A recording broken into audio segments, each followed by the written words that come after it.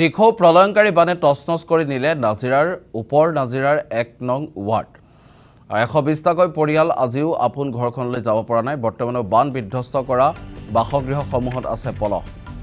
ঘৰখন চাফচিকুণ কৰাত ব্যস্ত হৈ পৰিছে বানাক্ৰান্তসকল। নিজৰ ঘৰখনত বসবাস কৰিব পৰা এটা পৰিৱেশ এতিয়ালৈকে গঢ় লৈ উঠা নাই। দৃশ্যাংশ আমি আপোনালোকক এই মুহূৰ্তত দেখুৱাইছোঁ।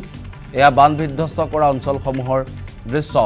এইদৰে নিজৰ ঘৰখন এতিয়া একাঠু পলসৰে ভৰি পৰিছে, যাৰ ফলশ্ৰুতিত বানাক্ৰান্তই নিজৰ ঘৰখনত সোমায়ো এক প্ৰকাৰ যেন দিশহাৰা হোৱা পৰিলক্ষিত হৈছে। ক'ত সোমাব, ক'ৰ পৰা তেওঁলোকে আৰম্ভ কৰিব, তাক লৈ যেন চিন্তাৰে তেওঁলোকে পাৰ নোপোৱা হৈছে।